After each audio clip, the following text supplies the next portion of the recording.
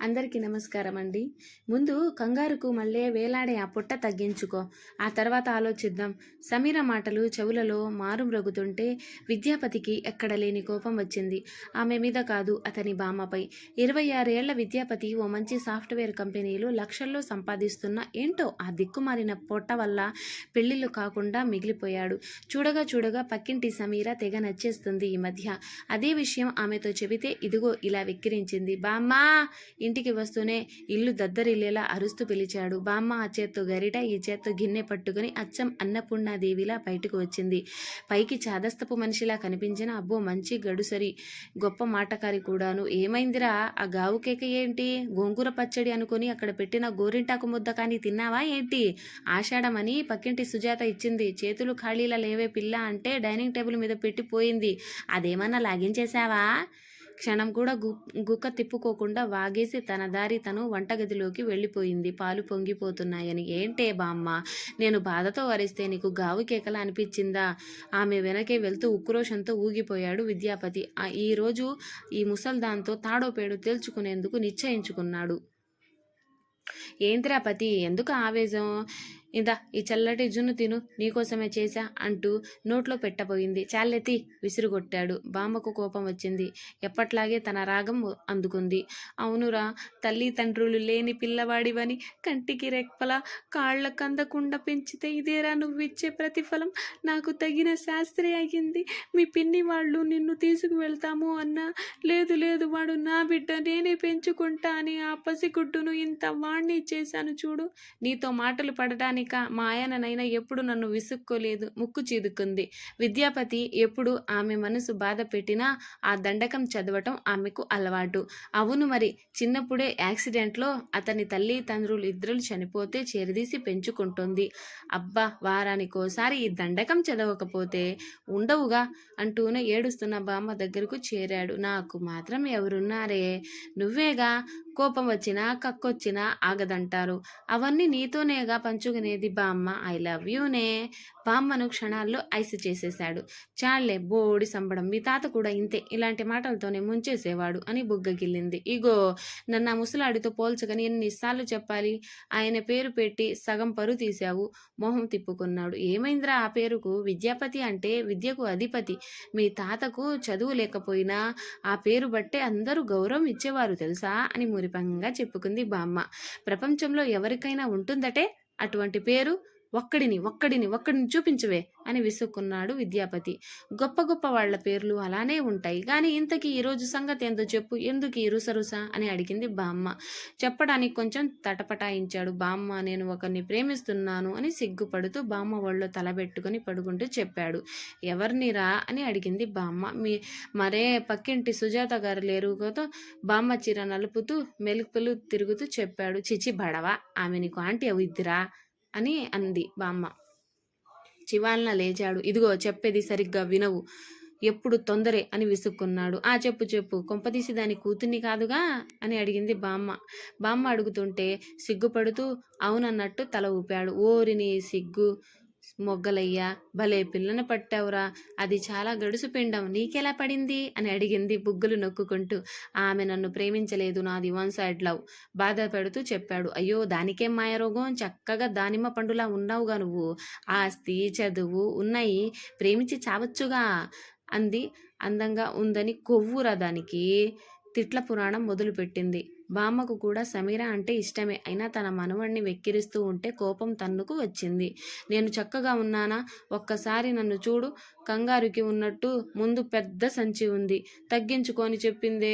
బాధ వెళ్ళగాడు విద్యాపతి. నిజం నిష్ఠూరంగా ఉన్నా ఒక్కోసారి బాధ వేస్తుంది.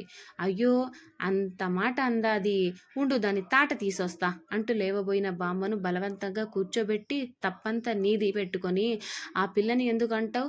నువ్వు రకరకాలుగా వండి ఆ వంట ఈ వంట అని ముప్పొద్దుల మేపి ఇలా చేశావు. ఈ పిల్లే కాదు, ఏ పిల్ల అయినా ఇలాగే అంటది అని నేరమంతా బామ్మ మీద వేశాడు. ఓర్ని మధ్యలో నేనేం చేశానంటావురా? అంతేలే, తల్లి తండ్రి లేని పిల్లవాడివని మళ్ళీ రాగం అందుకోబోయింది. చాలే కాపు. వీటికేం తక్కువ లేదు అని అతను గదమాయించేసరికి నోటికి చేతిని అడ్డం పెట్టుకుని కూర్చుంది. ఇక నుండి నేను డైట్ చేస్తా. మొన్ననే యూట్యూబ్లో చూసా కిటో డైట్. ఈరోజు నన్ను అన్ని మాటలు అన్నాక నాలో పౌరుషం వచ్చింది. నన్నెవరూ ఆపలేరు. కేవలం 2 నెలల్లో పొట్ట తగ్గించి చూపిస్తా. ఛాలెంజ్ చేసి బయటకు వెళ్ళిపోయాడు డైట్కి కావలసిన పదార్థాలు తెచ్చుకునేందుకు. చాలే సంబడం, ఎన్నిసార్లు చూడలేదు. ఓ 2 రోజులు చేసి మళ్ళీ మామూలేగా అనుకుంటూ పనిలో పడింది బామ్మ. కిటో డైట్ యూట్యూబ్లో సెన్సేషన్. ఇప్పుడు లక్షల మంది ఆ డైట్ నమ్మి ఆచరిస్తూ వారి అనుభవాలు చెప్తుంటే విద్యాపతి ఊహల్లోకి వెళ్ళిపోయాడు. తను బరువు తగ్గిపోయి ఎంచక్కా సమీరాలను పెళ్లి చేసుకొని బామ్మ, తను, సుజాత ఆంటీ, అంకులు అందరం ఇరుగు పొరుగునే ఉంటూ ఆహా ఎంత అందంగా ఉంది ఈ జీవితం, ఇది నిజమైతే ఎంత బాగుంటుందో అనుకున్నాడు. ఇలా ఆలస్యం చేయకుండా ఆ డైట్ అంతా పేపర్లో రాసుకొని అన్ని కొనుక్కొని తెచ్చి బామ్మకు ఇచ్చాడు. చిచ్చి మట్టి వెదవ, మంగళవారం నాడు నీచుకూరేంట్రా, అవతల పారేయి అసహించుకుంది మనవడు తెచ్చిన పదార్థాలను చూసి. బామ్మ, ఇక నుండి నో మంగళవారం, నో శనివారం, వారానికి 7 రోజులు 3 పూటల మాంసమే తింటా. అదే కిటో డైట్. అన్నం చపాతీ అస్సలు వండకు, ఓన్లీ చిరుధాన్యాలే తింటా, అర్థమైందా? ఆర్డర్ వేశాడు. ఏరా, నువ్వేమైనా ఆది మానవుడివా లేక క్రూర మానవునివా ఉత్తి మాంసం తిని బతకడానికి? అంతలేసి మాంసం తింటే అరగక చేస్తావోయే. ఇంకా 3 పూటలు తిని ఆ కంగారు పొట్టని ఏనుగు పొట్ట చేసుకో. చివాట్లు పెట్టిందా పెద్దావిడ. ఏనుగు పొట్టే అవుతుందో ఎలుక పొట్టే అవుతుందో చూద్దాం అని మిగతా వస్తువులు బయట పెట్టాడు. ఒరే వెర్రినాగన్నా, అంత కొబ్బరి నూనె ఎందుకురా, నీ బొచ్చు దట్టంగానే ఉందిగా ఆశ్చర్యపోతూ అడిగింది. కొబ్బరి నూనె వంటకి, నా జుట్టుకి కాదు అని బదులిచ్చాడు విసుక్కుంటూ. ఏంటి కొబ్బరి నూనెతో వంట? మనమేమైనా అరవవాళ్ళమా? వాళ్ళకంటే అక్కడ కొబ్బరి విరివిగా దొరుకుతుంది కాబట్టి తక్కువ ధరకి వస్తుంది, ఆ నూనె వాడతారు, అదే ఆరోగ్యమని నమ్మి మనం తెచ్చుకోవడం ఏంట్రా సన్యాసి, పోయి ఆ షాప్ వాడికి తిరిగి ఇచ్చిరా పో అన్న బామ్మ మాటలకి ఆమెకు తెలివి లేదని ఫిక్స్ అయిపోయి కొబ్బరి నూనె విశిష్టత చెప్పబోయాడు. అసలు కొబ్బరి నూనె విలువ తెలుసా? కేరళ వాళ్ళు ఎందుకు అంత ఆరోగ్యంగా ఉంటారనుకున్నావు? ఈ కొబ్బరి నూనె వల్లే. అబ్బాస్ హార్పిక్ ప్రకటనలో చెప్పినట్టు విద్యాపతి కొబ్బరి నూనె చేతిలో పట్టుకొని చెప్పాడు. ఏడ్చినట్టుంది. ఏంటి, కొబ్బరి నూనెకే రోగాలు పోతే మరి డాక్టర్స్ ఎందుకు, ఆసుపత్రులు ఎందుకు? కొబ్బరి నూనె తాగి బతికేయొచ్చుగా. ఆ కొబ్బరి నూనెనే జాతీయ నూనె చేసే పోలా? ఇన్ని నూనె గింజలు పండించాల్సిన అవసరం ఎందుకు? విదేశాల నుండి దిగుమతి చేసుకోవడం ఎందుకు? ప్రభుత్వానికి డబ్బు ఆదా అవుతుందిగా, వైద్య ఖర్చు కూడా తగ్గుతుందిగా. ఏమంటావు? చదువులేని బామ్మ చదువుకున్న మనుమడిని అడుగుతోంది. అతడికి ఏం చెప్పాలో తెలియక మూగబోయి నీళ్లు నమిలాడు. ఏ ప్రాంతం వారు ఆ ప్రాంతంలో దొరికేవి ఎక్కువగా తినాలిరా. వాళ్ళని వీళ్ళని చూసి కాదు, చైనా వాళ్ళు ఆరోగ్యంగా ఉన్నారని వారిలా కీటకాలు పాములు తింటావా అని మళ్ళీ ప్రశ్నించింది. ఏమో బామ్మ, ఒక్కసారి ట్రై చేస్తే ఏమవుతుంది? తిరిగి ప్రశ్నించాడు. ఏమవదురా, ఓ కొబ్బరి నూనె వాసనతో నోట్లో ఒక్క ముద్ద కూడా పోదురా. అలవాటు లేని ప్రాణం, నీరసం వచ్చి కళ్ళు తిరిగి పడతావురా. నా మాట వినరా అని నచ్చజెప్పబోయింది. ప్లీజ్ బామ్మ, ఈ ఒక్కసారి నా మాట విను ప్లీజ్. మంకు పట్టుపట్టి కూర్చున్న మనవడితో ఏం చెప్పాలో తెలియక, సరే తగలడు నీ ఇష్టం, కానీ మంగళ శుక్ర శనివారాల్లో నేను మాంసం ముట్టను, తెలుసుగా. నీ ఇష్టం అయితే వండుకో, లేదా పస్తుండు. చీర కొంగు జాడిస్తూ వెళ్ళిపోయింది. 2 వారాలు గడిచాయి. అన్నం ముద్ద ముట్టనే లేదు విద్యాపతి. నోరు వాచిపోయింది మాంసం తిని తిని. మొదట్లో ముచ్చటేసింది మాంసం ఎంత రుచిగా ఉందో. కొబ్బరి నూనె కొంచెం వాసన కొట్టినా అలవాటు అవుతుందిలే అని లాగించాడు. ఇప్పుడు పోను పోను ప్రాణం లాగేస్తుంది. నెల జీతం అప్పుడే అయిపోయింది. ఉత్తి మాంసం కొనడానికి బామ్మ పెన్షన్ను అడగాల్సిన పరిస్థితి. పొట్ట మాత్రం వేలాడుతూ అట్టే ఉంది. అతని ప్రయత్నాన్ని వెక్కరిస్తూ బామ్మ చేతి గోంగూర పచ్చడి, సాంబారు, గుత్తొంకాయ, ఉల్లిపాయ పకోడీ, పులుసు, దొండకాయ ఫ్రై, టమోటా పప్పు గుర్తుకు వస్తుంటే వాటిని ఊహించుకుంటూ మాంసం తింటున్నాడు. ఆహనా పెళ్ళంటాలో కోటా శ్రీనివాసరావులా బామ్మ మాత్రం వీడిని ఊరించుకుంటూ రోజుకో వంట లాగేస్తుంది. ఆమె తింటూ పక్కింటి సుజాత, పొరుగింటి రమ్యకు ఇస్తుంటే వాళ్ళు ఇంటికి వచ్చి మరీ వంటల్ని పొగుడుతుంటే కాలు కాలిన పిల్లిలా అయ్యాడు. మింగలేడు, బయటకు కక్కలేడు తన బాధను. ఆషాఢం వెళ్ళి శ్రావణం వచ్చింది.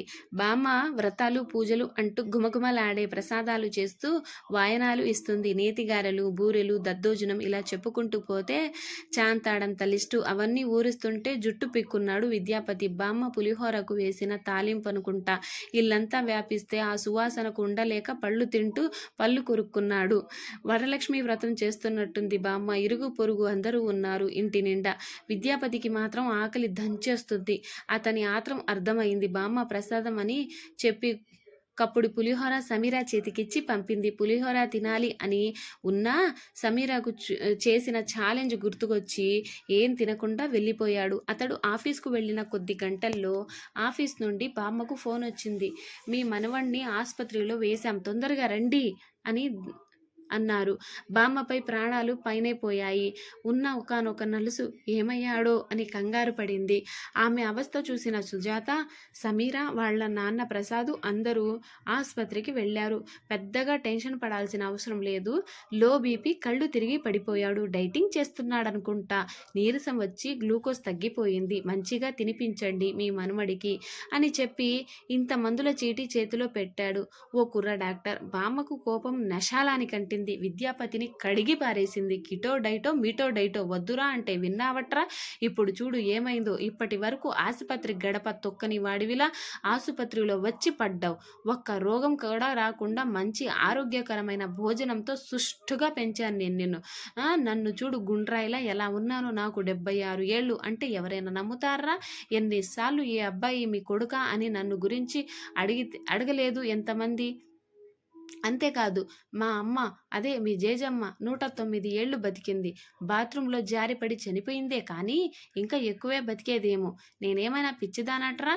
రోజు మీగడ కాసిన నెయ్యి పోసిన పప్పన్నం, 2 రకాల కూరలు, ఆకుకూరలు, పచ్చళ్ళు చేసి నీకు పెట్టడానికి 3 నెలలు వచ్చే జీతం ఒక్క 2 వారాలనే ఆ మాంసం ముక్కలకు తగలెట్టావు. అయినా ఆ మాంసం కల్తీ కాదని చెప్పగలవా?